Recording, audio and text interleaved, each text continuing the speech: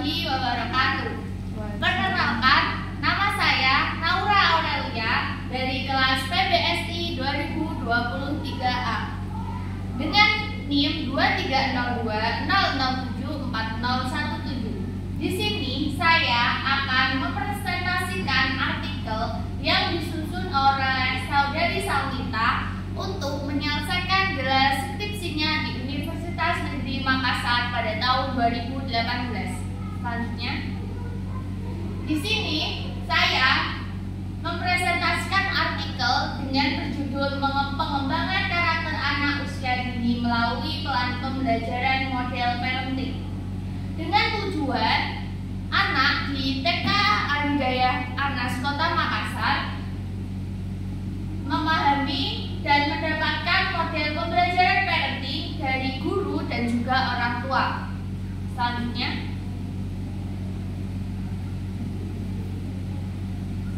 yang pertama ada pendahuluan. Pendahuluan di sini ada 3 poin. Poin yang pertama, pendidikan anak usia dini. Poin yang kedua, ruang lingkup. Poin yang ketiga, program. Pada poin yang pertama yaitu pendidikan anak usia dini.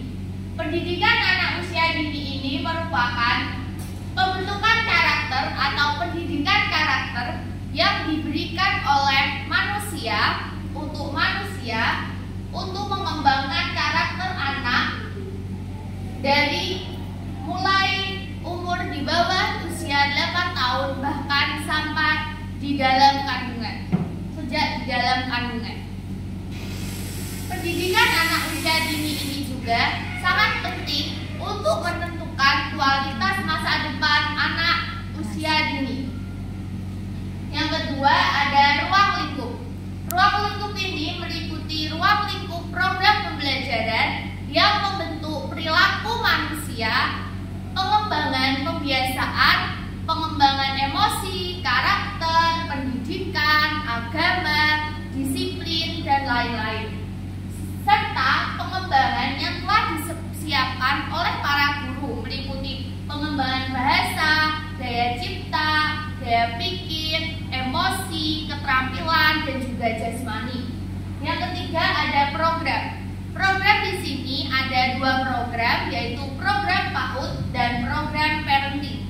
Program PAUD ini tentu saja didasari dengan pembentukan karakter anak yang diajarkan oleh guru pada di sekolah untuk membentuk diri anak agar menjadi lebih optimal. Yang kedua ada program parenting. Program parenting ini merupakan program yang diberikan oleh orang tua. Program pendidikan yang diberikan untuk menyelaraskan pengetahuan orang tua agar pengetahuan orang tua bisa selaras dengan guru antara di sekolah dan di rumah.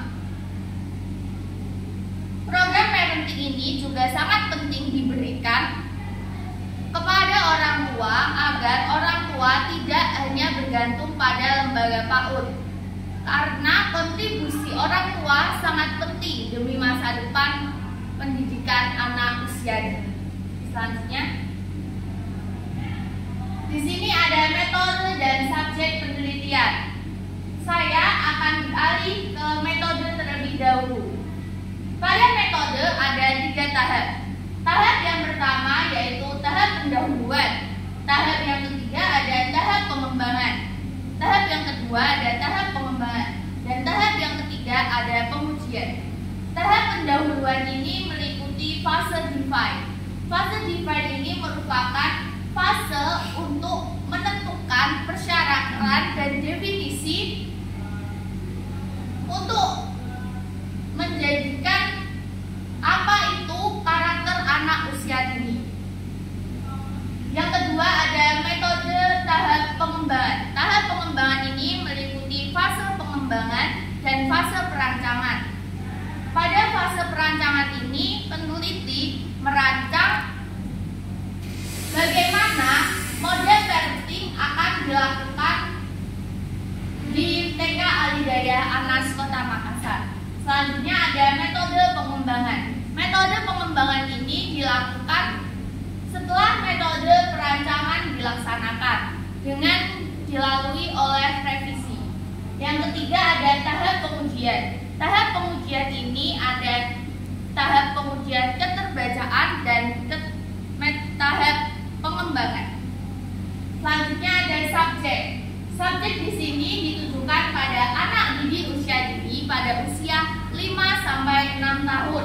Yang kedua ada guru di TK Alhidayah Anas Kota Makassar.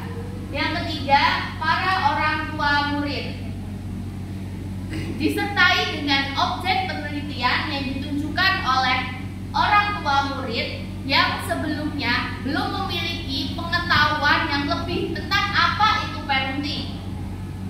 Dan para orang tua telah mengetahui akan diadakannya proses atau program parenting sendiri di TK Alhidayah Anas Kota Makassar.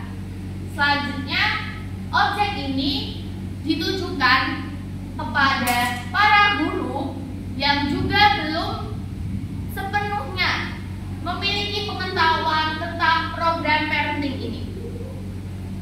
Maka dari itu, peneliti akan menyelaraskan pengetahuan parenting antara guru dan orang tua murid.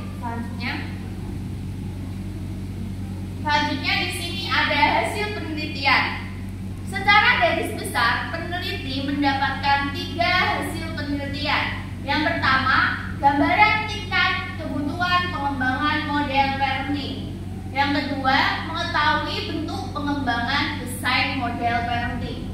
Yang ketiga, mengetahui tingkat validitas dan kepraktisan model parenting. Selanjutnya ada pembahasan. Pembahasan ini ada 3 bagian. Bagian yang pertama yaitu tingkat kebutuhan pengembangan model parenting untuk anak. Bagian yang kedua, deskripsi bentuk desain prototipe model parenting untuk anak. Dan bagian yang ketiga, tingkat validitas isi dan kepraktisan model parenting untuk anak. Tingkat kebutuhan pengembangan model parenting ini dihasilkan bahwa guru perlu memberikan pemahaman yang lebih terhadap apa itu parenting kepada anak maupun orang tua. Sedangkan orang tua juga perlu memahami apa itu definisi parenting sendiri. Yang bermaksud parenting, orang tua perlu belajar secara mandiri melalui lingkungan sosialnya. Bagian selanjutnya, deskripsi bentuk desain prototipe model parenting. Model parenting bentuk deskripsi ini terdapat model parenting operasional dan selanjutnya tingkat validitas isi dan kepraktisan model parenting. Selanjutnya, kesimpulan. Kesimpulan ini yang ada 3 poin. Poin yang pertama, masih kurangnya pemahaman dari para pendidik dan orang tua dalam membentuk karakter anak. Poin yang kedua, bentuk desain model pembelajaran yang terdiri dari 2 komponen, yaitu rasionalitas model dan operasionalitas model. Yang ketiga, tingkat validitas isi dan kepraktisan dinilai dari validator semua perangkat. Yang pertama ini, masih kurangnya pemahaman dari para pendidik dan orang tua. Ini seperti contohnya pengajaran murid yang diberikan oleh guru di sekolah kepada anak itu tidak diberikan oleh orang tua. Seperti halnya mencuci piring setelah makan, berdoa sebelum makan atau sudah makan, berjabat tangan, bersapa kepada teman-temannya, itu tidak dibiasakan oleh anak dan tidak diajarkan pula oleh orang tuanya. Berbalik juga bisa jadi